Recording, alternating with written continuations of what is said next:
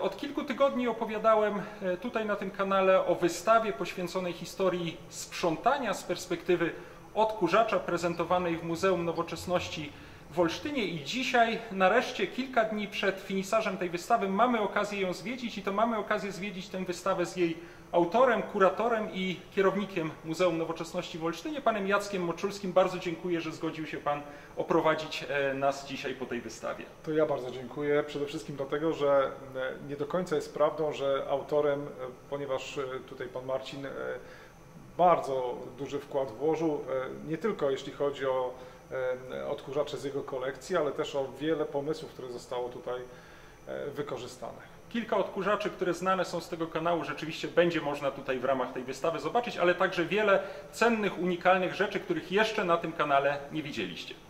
Pomysł wystawy zrodził się tak naprawdę przez przypadek. Miała być zupełnie inna wystawa i poświęcona zupełnie innej czynności, chociaż też związanej z naszym codziennym życiem. Miała być to wystawa poświęcona historii prania, ale w związku z tym, że Muzeum Nowoczesności powinno pokazywać rzeczy, które są związane z tematem tej nowoczesności, uznaliśmy, że wystawa odkurzaczy byłaby pewnym wyjściem naprzeciw oczekiwaniom i ludzi, którzy przychodzą do naszego muzeum, i nas samych. Powiedziałem wystawa odkurzaczy, użyłem niewłaściwego określenia, dlatego że to nie jest wystawa odkurzaczy. Tak naprawdę wystawa dotyczy historii sprzątania. Odkurzacze są oczywiście wypełnieniem, treścią tej idei, natomiast opowiadamy tutaj o tym wszystkim, co było związane z historią sprzątania, tą, którą poznaliśmy, którą znamy, którą odkrywają archeolodzy. Najstarsze przedmioty służące do czyszczenia są wydatowane na rok 2800 przed naszą erą, czyli mamy tutaj prawie 5000 lat historii sprzątania. Okazało się, że używamy tych samych pomysłów na sprzątanie, a przede wszystkim tych samych materiałów, z których wykonujemy przedmioty temu służące. Mam tu na myśli oczywiście miotły, szczotki, różnego rodzaju pierzaste instrumenty do wycierania kurzu, ale też i same odkurzacze. Początek wystawy opowiada jak gdyby o tej historii sprzątania. Wiemy, że w Mezopotamii posiadali już ludzie narzędzia do sprzątania. Wiemy też, że w Babilonie, który znany jest z tego, że tam oczywiście powstały pierwsze mydła, również zostały odkryte zapisy mówiące o samej czynności sprzątania. Kiedy mamy w głowie piękno mozaik w rzymskich willach, które były na podłodze, oczywiście też wiemy, że musiały być utrzymane w odpowiedniej czystości. Wtedy korzystano z niewolników, natomiast my później takich możliwości już nie mieliśmy. Dlatego opowiadamy tą historię i to, co mogliśmy znaleźć na temat sprzątania w taki sposób, że sięgamy aż do końcówki XVI wieku. Wiemy, że wtedy w Anglii pojawiły się pierwsze próby mechanicznego czyszczenia dywanów i skór, które były na wyposażeniu pałaców czy zamków, wtedy raczej zamków. I pokazujemy tutaj również pierwszy odkurzacz, to znaczy urządzenie, które służyło do odkurzania, nazywane było zamiataczem dywanów i wymyślone zostało przez niejakiego Daniela Hessa w 1860 roku. To najstarszy zapis i najstarsza fotografia urządzenia, które do tego służyło. Kolejnym rysunkiem jest rysunek z wniosku patentowego, 9 lat późniejszy. Wynalazca z Chicago, Yves McGuffey, złożył wniosek patentowy dotyczący właśnie takiego urządzenia do czyszczenia. Nazwał go trąbą powietrzną, ponieważ rzeczywiście można było ręcznie wprowadzić go w dosyć szybkie obroty poprzez pokręcanie taką korbą. Dysponował tutaj już workiem na kurz, więc można powiedzieć śmiało, że był to pierwowzór odkurzaczy. W pierwszych gablotach pokazujemy właśnie te prymitywne, może wydawałoby się prymitywne narzędzia do sprzątania, jednak używane w dalszym ciągu w naszych domach. Mamy tutaj skrzydła gęsi, które całkiem jeszcze niedawno były w codziennym użytku, zwłaszcza na wsi, natomiast dzisiaj służą już chyba tylko pszczelarzom, którzy korzystają z nich przy wymiataniu ula. Natomiast mamy też tutaj miotełki. Miotełki tą wykonaną z kokosa, z włókien kokosowych, która właśnie jest tym echem dawnych urządzeń do sprzątania, bo właśnie takie miotełki odkryto w Mezopotamii. Ona ma dodatkowe cechy, o których my dzisiaj wiemy, a o których nasi przodkowie wiedzieli, natomiast nie bardzo może tak dokładnie jak my. Otóż miotełka z kokosa jest i antystatyczna, i antyseptyczna, nie rozwijają się na niej bakterie. Mamy tutaj też miotełkę już z trawy, tak? Taka miotełka, która służyła albo do oczyszczania ubrania, albo była wykorzystywana w salonach fryzjerskich. Natomiast mogła też służyć do zamiatania okruchów czy jakichś niewielkich powierzchni. Mamy również miotełki do kurzu. Jedną wykonaną ze strusich piór i ta wygląda imponująco. Znamy ją z filmów, znamy ją z literatury. Możemy też tutaj zobaczyć, jak wyglądała. W rzeczywistości jest to bardzo fajne urządzenie do tego, żeby pozbyć się zbędnego kurzu. Mamy też mniejszą taką miotełkę, wykonaną prawdopodobnie z kogucich piórek, być może to są pióra innego ptaka, natomiast to jest miotełka z epoki, bardzo ciekawy przedmiot. Dzisiaj czyścimy kurz syntetycznymi szczoteczkami, syntetycznymi miotełkami, no i to jest zupełnie już inne czyszczenie. Po sąsiedzku w kolejnej gablocie mamy przykłady urządzeń do zamiatania ze stołu. Mamy tutaj secesyjne szczotki, szufelki, tak, zmiotki, które temu służyły. Mamy też urządzenie przypominające późniejszą kasię, czyli takie urządzenie, które jest zamiatarką do stołu, ale obrotową, która gromadzi te okruchy w swoim korpusie. Bardzo ciekawe urządzenia i stosowane do dzisiaj. Dzisiaj również takie zestawy można kupić. Na kolejnej tablicy widzimy trzepaczki. Oczywiście to był najdawniejszy sposób na pozbywanie się kurzu z przedmiotów, które otaczały naszych przodków. Skóry, dywany, kobierce, wszystko to, co było na wyposażeniu mieszkania, a kurzyło się, czy nanosiło się na to brud, można było wytrzepać. Oczywiście nie tak wyglądały pewnie pierwsze trzepaczki, trudno mi powiedzieć, jak wyglądały tamte, ale są różne pomysły na trzepanie. Późniejsze były wykonane z metalu, powleczonego specjalnym plastikiem, ale również są trzepaczki wykonane z łańcucha, z kawałka drutu. Czasami były to gałęzie najprawdopodobniej. To mogły być różne tego typu pomysły. Mamy też tutaj miotełki i miotły. Tak? Te są akurat wykonane z trawy sorgo i z jakiejś innej trawy, trudno mi powiedzieć jakiej.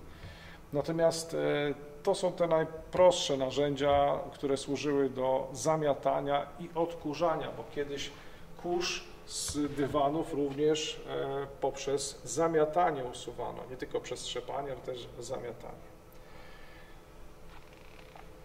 Wreszcie mamy pierwszy odkurzacz z silnikiem. Odkurzacz, który wymyślił brytyjski inżynier Hubert Cecil Bott i opatentował 30 sierpnia 1901 roku.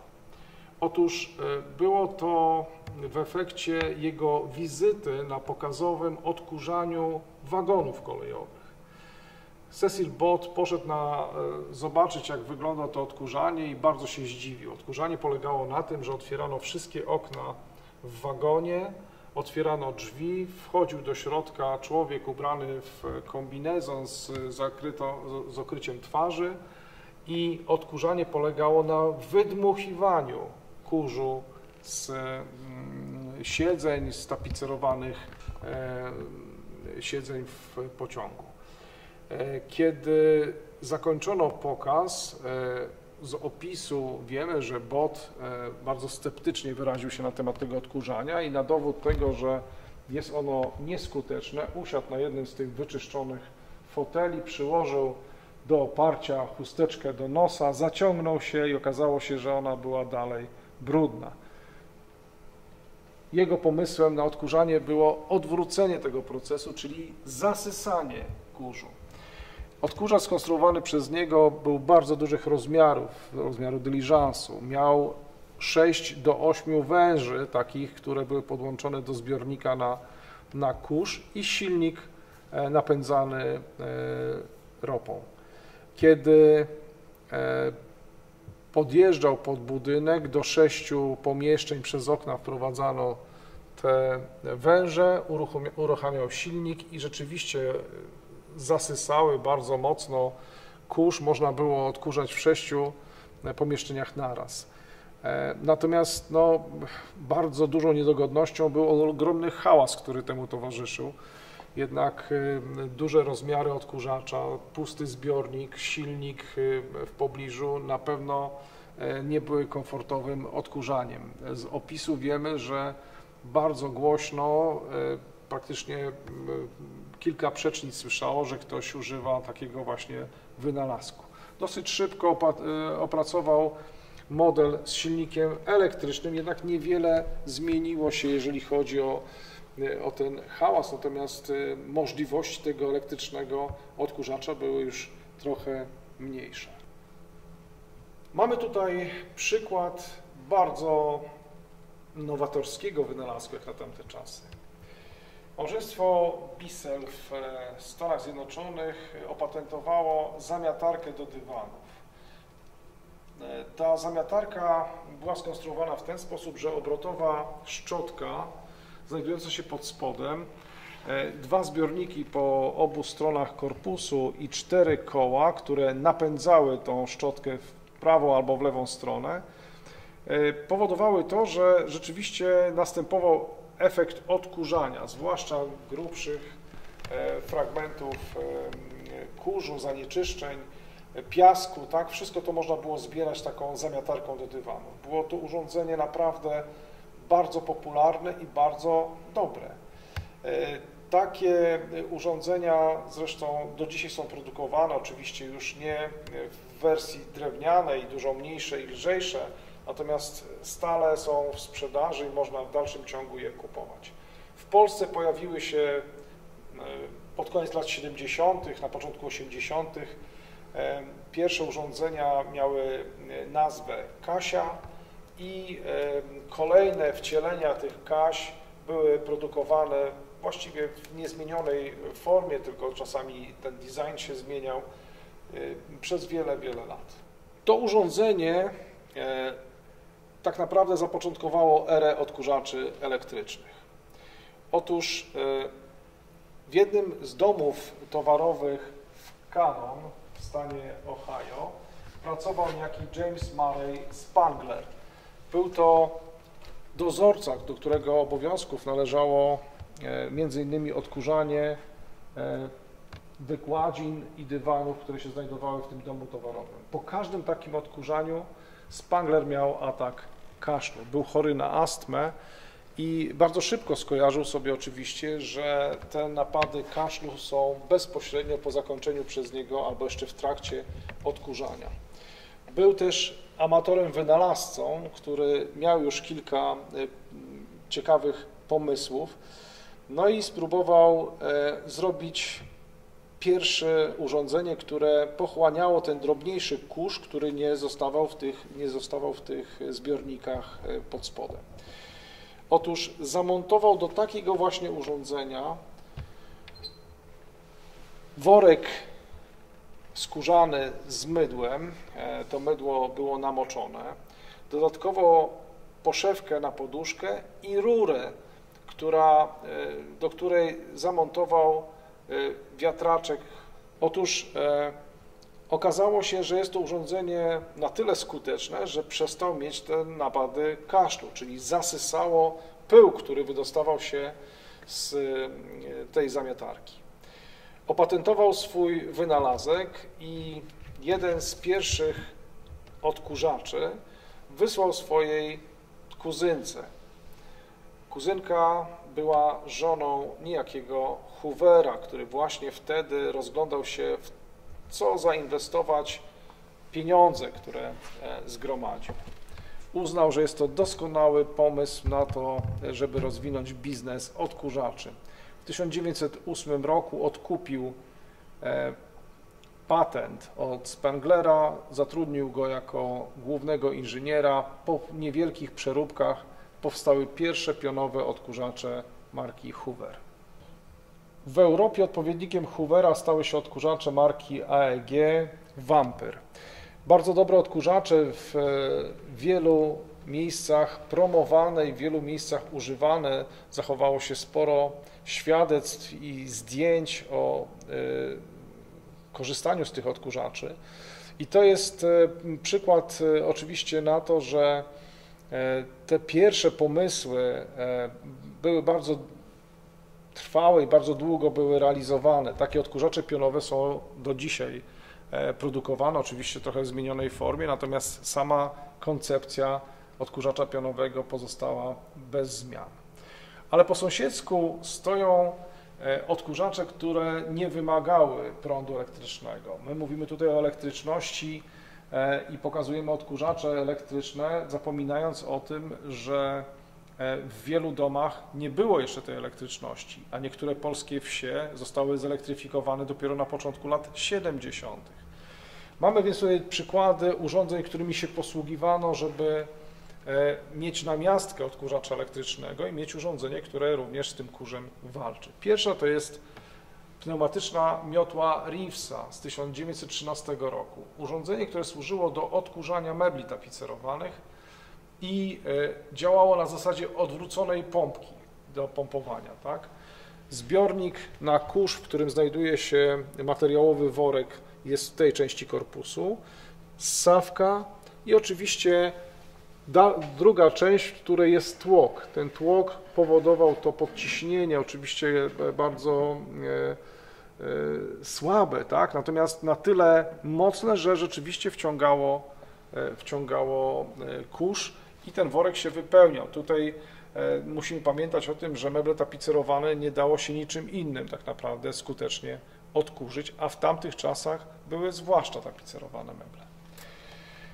A tu z kolei mamy urządzenie, które było bardzo popularne, było produkowane od 1910 do 1938 roku. Jest to odkurzacz marki Star. Odkurzacz wyprodukowany w Anglii. W całym Imperium Brytyjskim używano tych odkurzaczy, ale też i w innych krajach europejskich i świata. Działał na zasadzie miecha. Trzeba było po prostu przesuwać ten odkurzacz w swoją stronę. Ten ma ssawkę tapicerską, ta dywanowa była oczywiście szersza i miała dłuższy, te odkurzacze miały trochę dłuższą tą część dolną, ale odkurzacz pracował na zasadzie miecha. Trzeba było po prostu wciągać ten kurz z dywanu. Oczywiście nie tylko Vampyry, ale też Zoilingi czy Protosy były tymi odkurzaczami, które znalazły się jako pierwsze w domach w Europie. Kiedy w 1910 roku pojawił się pierwszy europejski odkurzacz wyprodukowany w Danii firmy Nilfisk, to zaraz w ślad za nim poszły inne firmy. Firma Lux wyprodukowała swój pierwszy taki kubełkowy odkurzacz w 1912 roku. Natomiast mamy tutaj na wystawie reprezentanta tamtej myśli, mianowicie Protosa Siemensa. To był odkurzacz do noszenia w ręku, bądź po prostu stał na dywanie i odkurzało się tylko wokół niego. Odkurzacz, który zachował się w bardzo dobrym stanie i można powiedzieć, że tutaj dobrze reprezentuje akurat tą myśl techniczną dotyczącą tych wczesnych odkurzaczy. Kolejnym były odkurzacze Electroluxa. Mamy tutaj wyjątkowy egzemplarz. Odkurzacz, który jest pierwszym wypuszczonym po połączeniu dwóch firm Lux i Elektromechanika B w 1919 roku. Jest to model, który pojawił się w 1921 roku. Odkurzacz, tak jak pozostałe, które tutaj są w tym zestawie, który mógł być wykorzystywany tak jak szczotka z silnikiem, tak, czyli trzymany w jednym ręku i po prostu na zasadzie szczotki przesuwany po dywanie. Mógł być noszony na pasku, żeby było wygodniej, tak, i mógł być wtedy używany do odkurzania jakichś powierzchni wyżej, ale przede wszystkim jego największym osiągnięciem jest to, że został wyposażony w płozy. Te płozy były autonomiczne, można było ten odkurzacz na nie postawić, tak jak żelazko odstawiało się na podstawki, to odkurzacz był odstawiony na płozy i wtedy ciągniony za ten właśnie pasek mógł podążać za właścicielem w czasie odkurzania. Była to rewolucja. Od tego 21 roku płozy były wykorzystywane do początku lat 60., więc jest to naprawdę ciekawy model. O tyle jest ciekawy, że ten egzemplarz jest trochę mniejszy niż późniejsze modele piąte. Różni się, tutaj mamy drugi taki egzemplarz, różni się średnicą tego cylindra, no i przede wszystkim tym, że każde kolejne miały już charakterystyczną blaszkę z logotypem. Ten pierwszy miał jeszcze kalkomanię. Odkurzacze, to właśnie do tego modelu były już wypuszczone płozy jako ten element dodatkowy.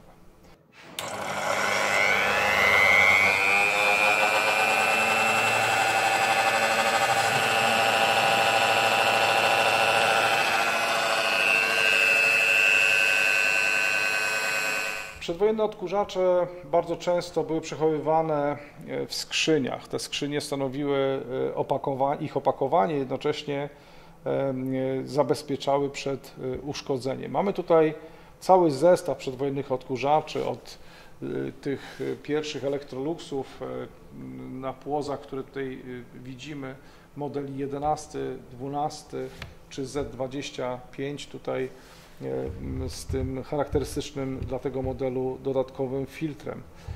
Mamy też odkurzacze niemieckie Omega czy Progress, które jak gdyby wzornictwem bardzo dobrze oddają tą epokę przedwojenną. Otóż zgodnie z hasłem Petera Berensa z 1907 roku, szefa AEG, że urządzenia domowe nie tylko mają wykonywać określone czynności, określoną pracę, ale mają również wyglądać. Te odkurzacze już wyglądają. One po prostu mają dodatkowo jeszcze ten walor, że są po prostu dobrze wykonane. Na podejście mamy tutaj przykłady wzornictwa przemysłowego, które jeszcze dodatkowo podkreśla materiał wykonania. Mamy tutaj odkurzacz model 11 z lat 20., 26, 31 rok w pięknej orzechowej skrzyni. On jest akurat produkcji francuskiej. Ale mamy też Zoilinga, który jest dodatkowo przyozdobiony takim młoteczkowaniem, które miało podkreślić też jego bardzo ciekawy wygląd, nie tylko skuteczność w odkurzaniu, ale też wygląd. To jest odkurzacz z 1929 roku, który no, jest właściwie końcówką już secesji.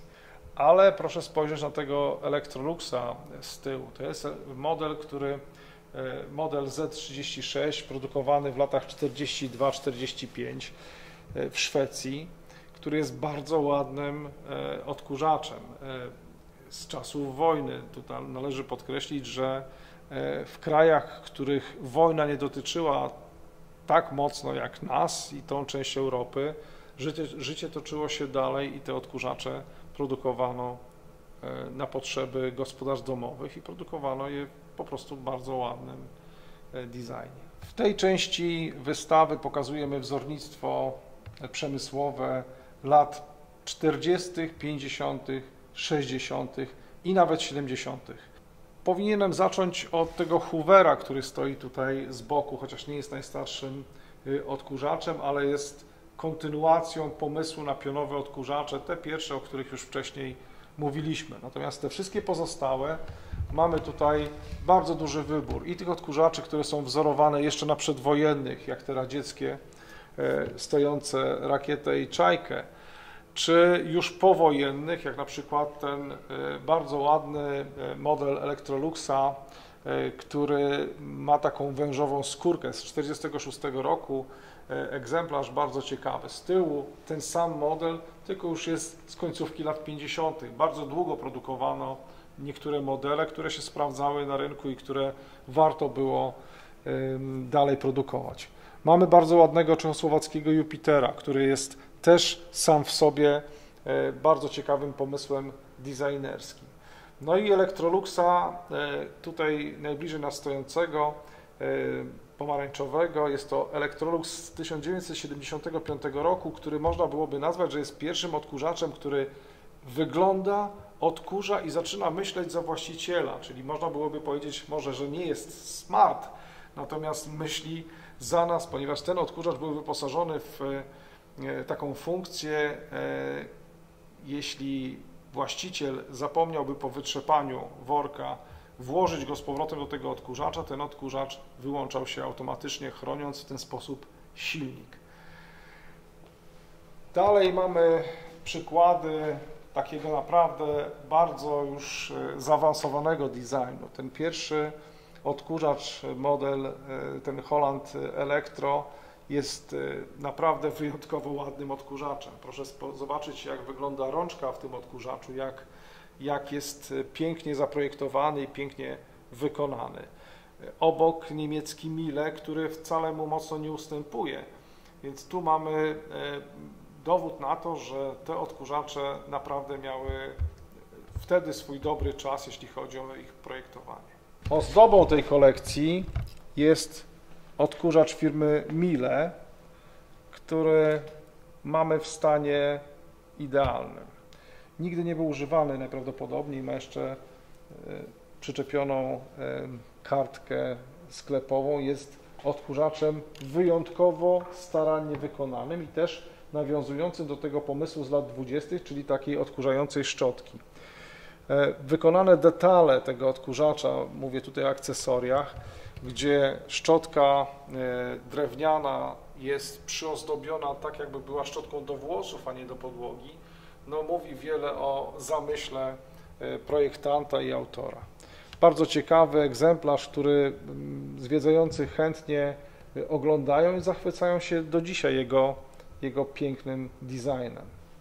Ten czeski odkurzacz również jest przykładem na to, że nie tylko w krajach zachodnich, kapitalistycznych wtedy, jak to nazywano, produkowano ładne odkurzacze, bo ten odkurzacz jest naprawdę wyjątkowo udany, jeśli chodzi o wzornictwo.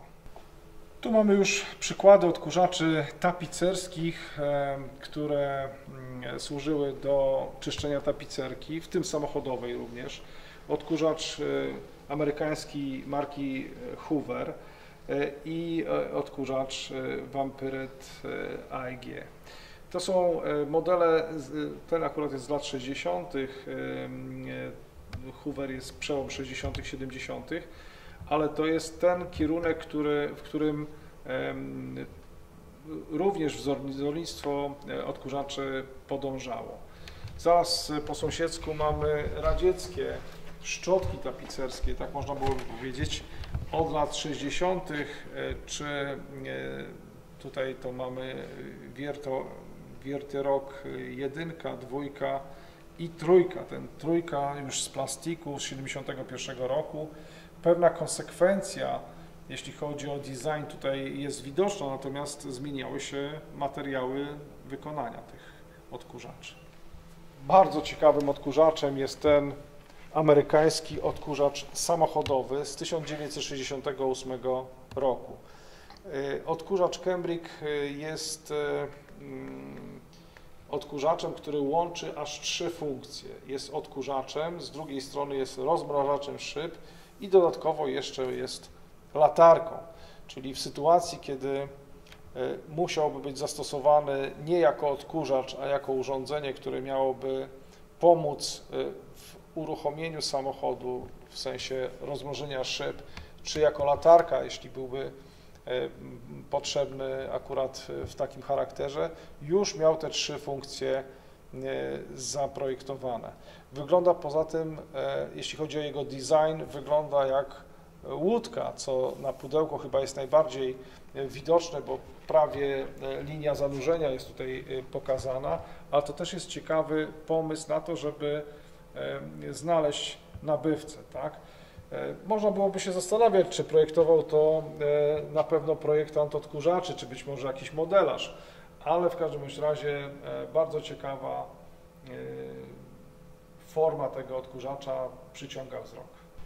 W centralnym miejscu mamy 4 odkurzacze, które łączy jedna cecha. Otóż są to odkurzacze na drewnianym trzonku. Ten, przed którym teraz jesteśmy, jest to odkurzacz Stepke, wyprodukowany pod koniec lat 50. O całej historii produkcji można byłoby tutaj długo opowiadać, natomiast chyba największą ciekawostką jest to, że on był produkowany bardzo długo, bo aż do drugiej połowy lat 60. Skoro znajdował zastosowanie i skoro znajdował nabywców, mimo że już znane były naprawdę ciekawe modele innych odkurzaczy, świadczy o tym, że był to bardzo udany pomysł i konstrukcja, a gospodynie domowe doceniały ten akurat odkurzacz za jego niezawodność. Obok mamy polskiego skrzata, polskiego w cudzysłowie, bo jest to oczywiście odkurzacz, który był kopią przedwojennego niemieckiego Kobolta, natomiast skrzat był produkowany w Warszawie. Ten akurat pochodzi z warszawskich zakładów silników elektrycznych. Jest odkurzaczem o bardzo prostej konstrukcji i z wtórnym workiem. Tu ktoś ten worek na kurz prawdopodobnie uszył sam. Zaraz obok mamy 2 odkurzacze w 2 różnych funkcjach. To jest syrenka, odkurzacz wyprodukowany w stołecznych zakładach sprzętu gospodarstwa domowego. Odkurzacz, który rzeczywiście był wierną kopią niemieckiego Kobolta, natomiast bardzo ciekawa konstrukcja. Odkurzacz wykonany z dobrego materiału, choć mocno trzeba było uważać, żeby tutaj nie uderzyć nim w przedmioty i meble. W tej wersji jest przygotowany do odkurzania dywanu, ma ssawkę i zamontowany worek na kurz, natomiast drugi egzemplarz na dole pokazany jest w wersji suszarki do włosów po zdemontowaniu ssawki i zamontowaniu specjalnej podstawy, która służyła właśnie do tego, żeby mógł być suszarką do włosów.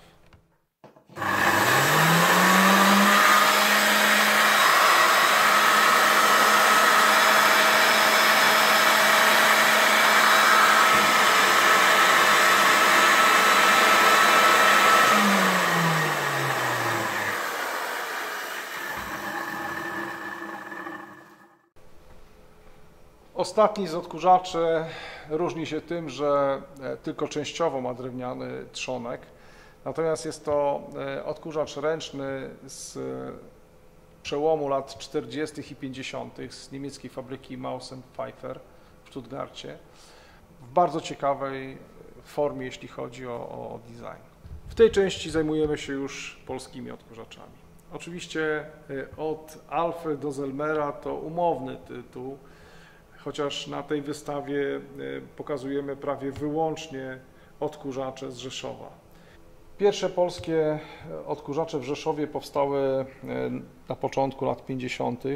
i tutaj mamy 3 przedstawicieli tych pierwszych modeli, jeszcze bez nazwy, a z całą tabliczką znamionową. Późniejsza nazwa handlowa Beta.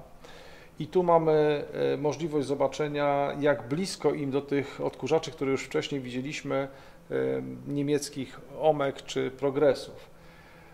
Natomiast kolejne modele wypuszczane w tej fabryce prezentowane są tutaj w zestawie wielu kolejnych modeli, począwszy od Gamy, później Gamy 2, Alfy 2, Alfy K2, tak, aż do kolejnych rozwinięć tych odkurzaczy. Mamy przekrój kolorystyczny, mamy też modele i różne wersje, które wchodziły w kolejnych latach, więc możemy tutaj naprawdę przyjrzeć się, jakie udogodnienia inżynierowie polscy znajdowali do tych swoich pierwszych produktów. Jeśli chodzi o Gamę, Gama 2 z możliwością podłączenia suszarki w opcji, tak, i specjalnym stojakiem, którego w tej pierwszej wersji nie ma. Odkurzacze Alfy, które najpierw mają płozy, zresztą Alfa K2, którą widzimy tam na końcu z 1961 roku, również jest jeszcze na płozach, a sąsiedni egzemplarz 1964 już tych płóz nie ma. Podejrzewam, że to właśnie kres tego typu rozwiązania to właśnie są początek lat 60. Mamy przykłady też bardzo ciekawych konstrukcji. Ten Elektor z końcówki lat 60., odkurzacz, który był wysyłany na eksport, o jednak trochę innym designie niż sprzedawane wtedy w Polsce Alfy. Mamy też Alfę K2L, bardzo ładny odkurzacz z pierwszym znakiem jakości, który no też designersko jest naprawdę bardzo udanym egzemplarzem. Oprócz tego są dwa odkurzacze regionalne, odkurzacze, które powstały w kętrzyńskiej fabryce Farel. Jest to Gama 2 z suszarką, tutaj prezentowana na tej wystawie, z ciekawym, odmiennym trochę napisem niż te rzeszowskie, tak? Po tym napisie można łatwo poznać egzemplarze z Kętrzyna. I odkurzacz Farel. Okazało się, że naprawdę rzadki model. Ten odkurzacz z 1966 roku został wyprodukowany w ilości 4808 sztuk. Także bardzo cieszymy się, że mógł na tej wystawie zostać pokazany. Kolejny punkt wystawy to znane z czasów kryzysu, zwłaszcza z lat 70. i 80., początku lat 80., odkurzacze ręczne.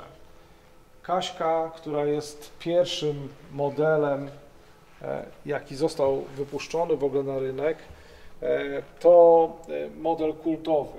Pierwsze Kaśki były właśnie malowane w takim młoteczkowym kolorze. Kolejne wydania były już inne. Tu mamy misia, który jest kolejnym przykładem na to, że XIX-wieczne pomysły mogą być z powodzeniem realizowane w wieku XX i to pod koniec XX wieku. Ta krysia, która tutaj stoi w wersji eksportowej z pierwszym znakiem jakości, dopełnia jak gdyby ten kącik, który mówi o mechanicznych odkurzaczach ręcznych. A na koniec opowiadamy o tym, czym żyjemy dzisiaj. Mamy tutaj w tej sekcji dwa przykłady odkurzaczy. Pierwszym oczywiście jest Electrolux Trilobit. Pierwszy autonomiczny odkurzacz pokazany w telewizji BBC 1 grudnia 1997 roku jako prototyp. Wtedy świat usłyszał, że ludzie pracują nad autonomicznym odkurzaczem, który ma za nas sprzątać. Dopiero wtedy dowiedziano się, że ktoś w ogóle ma taki pomysł, żeby było urządzenie, które ma być w domu podstawowym urządzeniem do sprzątania, nawet podczas naszej nieobecności. Po tej premierze w 1997 roku odkurzacz Electroluxa do sklepów trafił w 2001 roku. Był bardzo drogi i niestety nie do końca spełniał oczekiwania zarówno producentów, jak i użytkowników. mimo tego, że miał ultradźwięki i zatrzymywał się przed przeszkodami, przed ścianami na 1 cal, nie widział niestety narożników mebli, nie widział cienkich nóg od krzeseł, więc strasznie denerwował użytkowników ciągłym stukaniem i obijaniem się o te sprzęty. Doszło nawet do tego, że firma Electrolux wycofała go ze swojej oficjalnej strony, jak gdyby wstydząc się trochę tego nieudanego pomysłu, ale kolejny model, późniejszy model wyposażony już w podczerwień był znacznie lepszym egzemplarzem. Na stulecie firma przeprosiła się z tym modelem i z dumą podkreślała, że była pierwszą firmą na świecie, która stworzyła autonomiczny odkurzacz, który tutaj można było zobaczyć. To jest dokładnie ten model. Obok stoi Dyson, odkurzacz cyklonowy, który zrewolucjonizował w ogóle pojęcie odkurzania. Odkurzacz z historią, kiedy jego wynalazca, który zminiaturyzował znane skądinąd wcześniej sposoby odpylania dużych przestrzeni, pomieszczeń, okazało się, że wyprodukował odkurzacz bezworkowy, który w dodatku w 100% oczyszcza powietrze, które zasysa. Żadna z wiodących firm nie była zainteresowana tym patentem i był zmuszony tak naprawdę rozpocząć samodzielnie produkcję. Te odkurzacze dzisiaj podbijają rynek. Dzisiejsze Dysony w wersji Submarine akumulatorowe odkurzają i myją podłogę dokładnie w tym samym czasie, więc tak naprawdę wchodzimy na kolejny poziom utrzymywania czystości w domach. To jest model trzeci, dosyć podobny do tego modelu numer 1, natomiast jest to odkurzacz w bardzo dobrym stanie zachowania i myślę, że wielu z Państwa może posiada w domu nawet ten model i w dalszym ciągu będzie on spełniał swoją rolę. Na zakończenie opowiem o 2 odkurzaczach, które mają filtr wodny. Odkurzacz po prawej stronie Rainbow SE to odkurzacz produkowany w latach 1987-1995. Odkurzacz, który wykorzystywał właśnie zbiornik z wodą jako osadnik do zasysanego brudu, kurzu, włosów. Opróżnianie tego odkurzacza polegało na wylaniu po prostu wody z tymi wszystkimi zanieczyszczeniami. Odkurzacze były sprzedawane wyłącznie w czasie pokazów w domach mieszkalnych, nie można tego było kupić w sklepie. Takie odkurzacze posiadały dodatkowo jeszcze serwis w domu po 1., 3. i 5. roku użytkowania. Były bardzo drogim sprzętem, na tyle drogim, że przez 4 lata można było je odpisywać od podatku. Ale najważniejszą jego zaletą było to, że podawano, że jego skuteczność czyszczenia jest 99,5%. To naprawdę dobre odkurzacze produkowane w fabryce Cadillaca w Stanach Zjednoczonych. Obok stoi Zelmer, kolejny Zelmer, z tym, że dużo młodszy od Rainbowa. Wodnik, bo o nim mowa, to odkurzacz, który może być zwykłym odkurzaczem, ale jednocześnie może być odkurzaczem piorącym. I w tej wersji jest tutaj pokazany z odpowiednią ssawką do prania dywanów. Odkurzacz, który był w pewnym sensie odpowiedzią na te wszystkie odkurzacze wodne, ale nie był to sprzęt bardzo popularny. Te odkurzacze sprzedawano dosyć długo, natomiast on nigdy nie zyskał takiej popularności jak Rainbow czy inny sprzęt o podobnych parametrach.